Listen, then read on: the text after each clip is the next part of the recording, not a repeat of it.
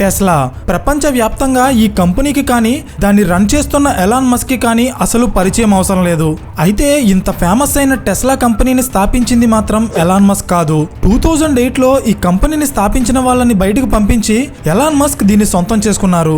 ఇది మీలో ఎంతమందికి తెలుసు? 2013లో టెస్లా కంపెనీ మీద హోప్స్ కోల్పోయి గూగుల్ కంపెనీకి అమ్మేద్దాం అనుకున్న ఎలాన్ మస్క్ జస్ట్ 2 వారాల్లోనే తన అగ్రిమెంట్ ని క్యాన్సిల్ చేసుకున్నారు.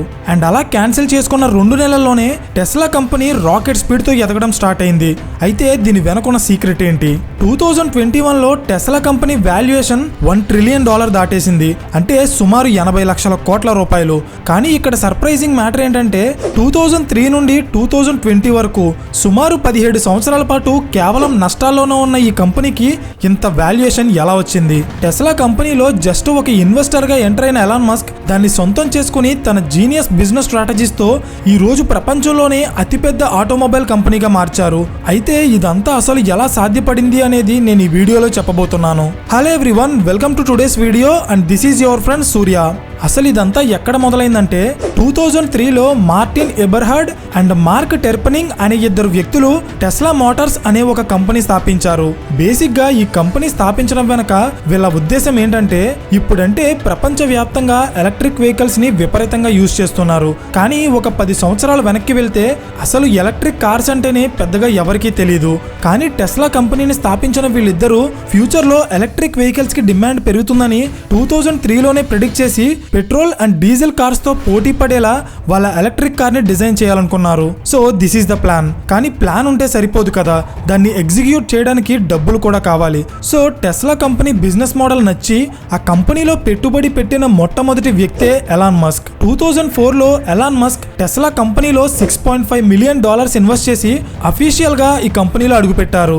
ఎలాన్ మస్క్ కి 2003 టైంలోనే ఇంత డబ్బు ఎక్కడిది అనే డౌట్ మీకు రావచ్చు. దీనికి ఆన్సర్ చెప్తా చూడండి. ఎలాన్ మస్క్ టెస్లాలో జాయిన్ అవ్వక ముందు ఆయనకి పేపాల్ అనే ఒక కంపెనీ ఉండేది. అది అమ్మితే $100 మిలియన్ వచ్చాయి. అందులో $6.5 మిలియన్ టెస్లాలో ఇన్వెస్ట్ చేసి అందులో పార్ట్నర్ అయ్యారు. 2006లో టెస్లా కంపెనీ వాళ్ళ ఫస్ట్ ఎలక్ట్రిక్ స్పోర్ట్స్ కార్ ని లాంచ్ చేసింది. అదే టెస్లా రోడ్ స్టార్. ఈ కార్ ని లాంచ్ చేసిన టైంలో టెస్లా కంపెనీ వాళ్ళ అఫీషియల్ వెబ్సైట్ లో the secret Tesla Motors master plan అనే పేరుతో ఒక ఆర్టికల్ పబ్లిష్ చేసింది. బేసిక్ గా ఈ ఆర్టికల్ కోసం ఎంతమందికి తెలుసు అనేది నాకు ఐడియా లేదు. కానీ టెస్లా కంపెనీ మాత్రం వాళ్ళ సీక్రెట్ స్ట్రాటజీని నిజంగానే ఇక్కడ చాలా క్లియర్ గా ఎక్స్ప్లెయిన్ చేసింది. ఫర్ ఎగ్జాంపుల్, మీరు ఈ ఆర్టికల్లో ఉన్న లాస్ట్ 3 పాయింట్స్ చూస్తే, build a sports car, use that money to build an affordable car, use that money to build an even more affordable car. దీని అర్థం ఏంటంటే ఫస్ట్ ఒక స్పోర్ట్స్ కార్ తయారు చేసి దాని నుండి వచ్చిన డబ్బుతో కస్టమర్స్ ఈజీగా కొనగల ఒక అఫోర్డబుల్ కార్ తయారు చేయాలి. మళ్ళీ దాన్ని అమ్మగా వచ్చిన డబ్బుతో కస్టమర్స్ ఇంకా ఈజీగా కొనగల ఒక మోస్ట్ అఫోర్డబుల్ కార్ తయారు చేయాలి. సో ఇదే టెస్లా కంపెనీ యొక్క బేసిక్ బిజినెస్ స్ట్రాటజీ. కానీ దీన్ని ఎలా ఎగ్జిక్యూట్ చేశారో ఇప్పుడు చూద్దాం. 2008లో టెస్లా కంపెనీ వాళ్ళ రోడ్ స్టార్ స్పోర్ట్స్ కార్ ని డెలివరీ ఇవ్వడం స్టార్ట్ చేసింది. దీని ప్రైస్ ఎంతో తెలుసా? అప్రాక్సిమేట్లీ $1,00,000. బట్ అన్ఫార్చునేట్లీ 2008లో టెస్లా కార్స్ యొక్క ప్రొడక్షన్ అండ్ డెలివరీలో డీలేస్ చేశారన్న కొన్ని ఎలిగేషన్స్ కారణంగా టెస్లా కంపెనీ స్థాపించిన 2 ఫౌండర్స్ కూడా ఈ కంపెనీ నుండి రిజైన్ చేసి వెళ్లిపోయారు. 2008లో టెస్లా సీఈఓగా బాధ్యతలు తీసుకున్న ఎలాన్ మస్క్ కంప్లీట్ గా టెస్లా కంపెనీని తనకి నచ్చినట్టు మార్చేశారు. అండ్ స్లోగా టెస్లా కంపెనీ కార్స్ ని కస్టమర్స్ కొనడం స్టార్ట్ చేస్తున్నారు. వీళ్ళ కార్స్ బాగానే అమ్ముడవుతున్నాయి, కానీ ఈ కంపెనీకి మాత్రం లాభాలు రావడం లేదు. దీనికి కారణం ఏంటో కొద్దిసేపట్లో చెప్తాను. సో కేవలం ఒక్క మోడల్ ని మాత్రమే తయారు చేసిన టెస్లా కంపెనీకి నెక్స్ట్ మోడల్స్ ని తయారు చేయాలంటే డబ్బులు కావాలి కదా. ఆ డబ్బు కోసం డైమ్లర్ అనే కంపెనీకి టెస్లాలో 10% వాటా అమ్మేశారు. బ్యాంక్స్ లో కొన్ని లోన్స్ తీసుకున్నారు. ఫైనల్ గా 2010లో అమెరికన్ స్టాక్ మార్కెట్ లో టెస్లాని ఐపీఓగా లిస్ట్ చేసి మొత్తానికి కొత్త కార్స్ ని తయారు చేయడానికి డబ్బులు సెట్ చేసి ఫైనల్ గా 2011లో టెస్లా కంపెనీ వాళ్ళ సెకండ్ మోడల్ ని లాంచ్ చేసింది. అదే టెస్లా మోడల్ ఎస్. దీని ప్రైస్ ఎంతో తెలుసా? $75,000. ఎవరైతే టెస్లా స్పోర్ట్స్ కార్ ని కొనలేరో వాళ్ళకి ఈ కార్ ఒక పర్ఫెక్ట్ అల్టర్నేటివ్ గా ఉండేది. కానీ అన్ఫార్చునేట్లీ ఈ కార్ లో ఉండే కొన్ని ప్రాబ్లమ్స్ కారణంగా ఈ కార్ ని ఇనిషియల్ డేస్ లో పెద్దగా ఎవరు కొనేవారు కాదు. టెస్లా కంపెనీ రోజు రోజుకి ఇంకా దిగజారిపోయేది. కంపెనీని రన్ చేయడానికి కూడా ఫండ్స్ సరిపోయేవి కాదు.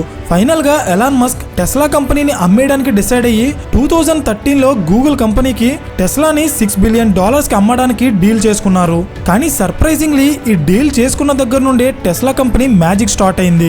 ఈ డీల్ జరిగిన టైంలో Elon Musk Tesla Model S లో ఉన్న ప్రాబ్లమ్స్ ని సాల్వ్ చేస్తూ ఆ కార్ ని యూరోప్ అండ్ ఆస్ట్రేలియాలో లాంచ్ చేశారు. అక్కడ ఈ కార్స్ విపరీతంగా అమ్ముడవుతున్నాయి అండ్ కేవలం 2 వారాల్లోనే ఈ కంపెనీని రన్ చేయడానికి అవసరమైన ఫండ్స్ వచ్చేసాయి. సో వెంటనే ఎలాన్ మస్క్ గూగుల్ తో చేసుకున్న డీల్ ని క్యాన్సిల్ చేసి కంప్లీట్ గా టెస్లా మీద ఫోకస్ చేయడం స్టార్ట్ చేశారు. 2013లో టెస్లా మోడల్ ఎస్ సక్సెస్ అయిన తర్వాత టెస్లా కంపెనీ గ్రోత్ ఎలా ఉందో ఒకసారి మీరే చూడండి. 2003 నుండి 2013 వరకు కనీసం కార్స్ తయారు చేయడానికి కూడా ఫండ్స్ లేక అమ్మేయాలనుకున్న ఈ కంపెనీ 2013 తర్వాత రాకెట్ స్పీడ్ తో గ్రో అయింది.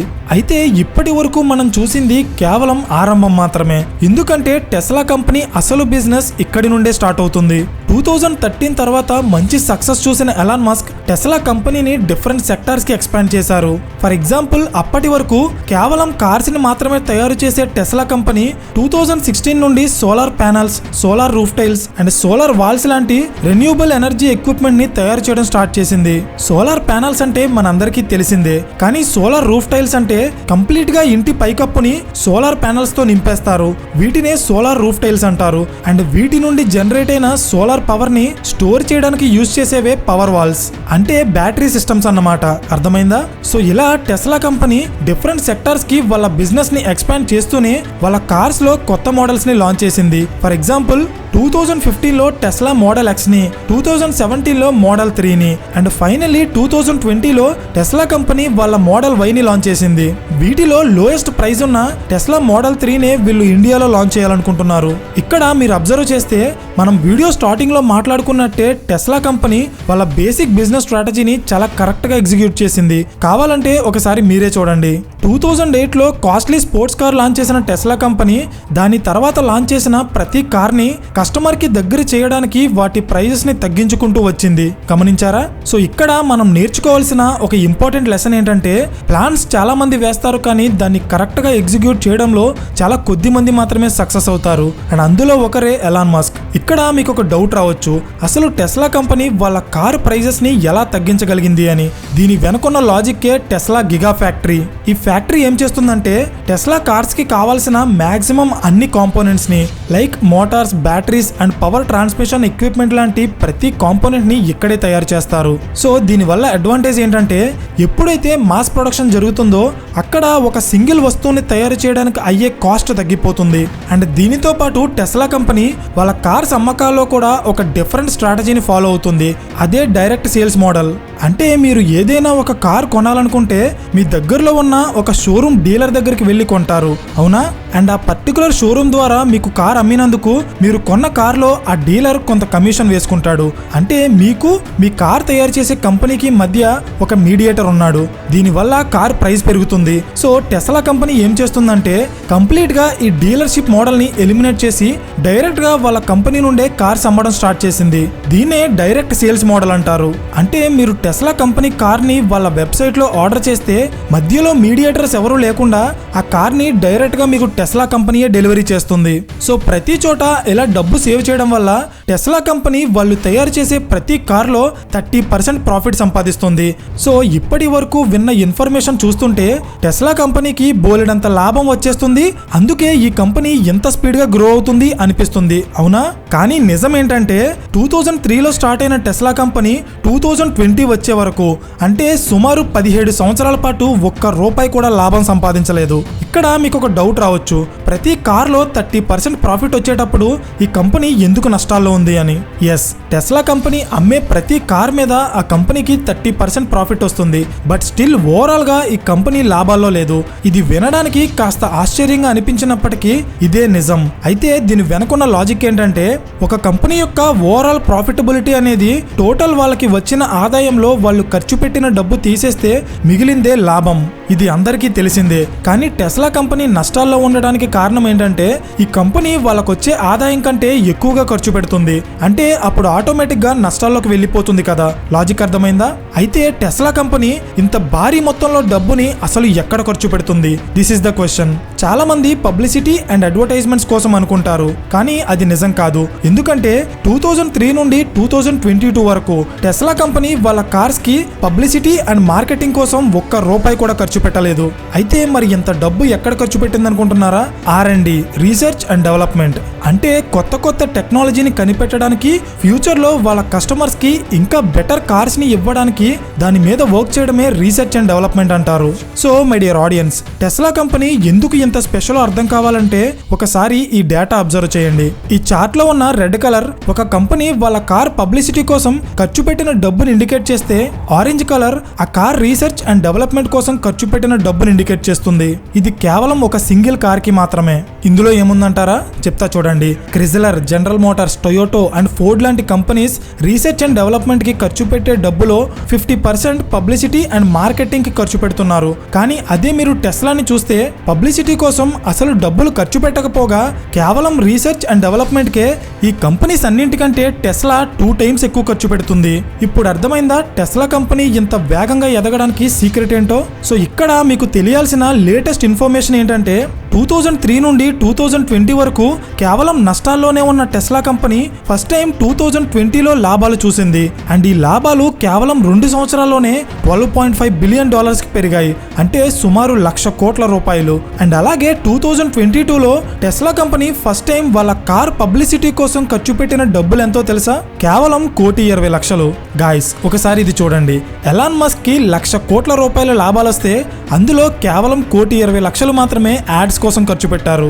దీని వెనుకున్న లాజిక్ ఏంటంటే ఎలాన్ మస్క్ ఎప్పుడూ కూడా తను తయారు చేసే ప్రొడక్ట్స్ కంటే తనకే ఎక్కువ మార్కెటింగ్ చేసుకుంటారు. అంటే డైలీ ఏదో ఒక కాంట్రవర్షియల్ కామెంట్ అండ్ ట్వీట్స్ చేస్తూ ఎప్పుడూ న్యూస్ లో ఉండటం వల్ల కొన్ని సంవత్సరాలుగా ఎలాన్ మస్క్ చాలా ఫేమస్ అయ్యారు. ఈ ప్రపంచంలో కొన్ని కోట్ల మందికి ఎలాన్ మస్క్ ఏం చేస్తారో తెలియకపోవచ్చు, కానీ ఎలాన్ మస్క్ అంటే మాత్రం ఖచ్చితంగా తెలుసు.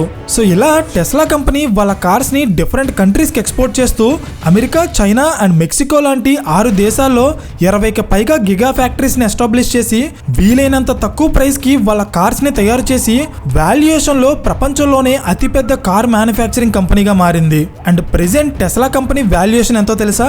$855 బిలియన్, అంటే సుమారు $70,00,000 కోట్ల. అండ్ 2021లో టెస్లా కంపెనీ $1 ట్రిలియన్ వాల్యుయేషన్ ని కూడా దాటేసింది. So my dear audience, this is all about Tesla. ఈ వీడియోలో ఎలాన్ మస్క్ కి సంబంధించిన కేవలం ఒక్క టెస్లా బిజినెస్ కోసం మాత్రమే మాట్లాడుకున్నాం. కానీ నిజానికి ఎలాన్ మస్క్ యొక్క ఓవరాల్ బిజినెస్ జర్నీ అనేది చాలా ఇంట్రెస్టింగ్ గా ఉంటుంది. ఇన్ కేసు మీకు ఇంట్రెస్ట్ ఉంటే కింద కామెంట్ చేయండి. వీలైతే ఒక సెపరేట్ కేస్ స్టడీ చేస్తాం. సో ఈ వీడియో మీకు ఇంట్రెస్టింగ్ గా అనిపిస్తే ఖచ్చితంగా లైక్ చేయడం మర్చిపోకండి. అండ్ ఇలాంటి మరిన్ని క్వాలిటీ బిజినెస్ స్టోరీస్ కోసం ఛానల్ ని సబ్స్క్రైబ్ చేయండి. పక్కనే ఉన్న గంట సింబల్ ఆన్ చేస్తే మేము వీడియో అప్లోడ్ చేసిన వెంటనే మీకు ఇమీడియట్ నోటిఫికేషన్ వస్తుంది. So thank you for watching and I will see you in the next video. Till then this is your friend Surya signing of.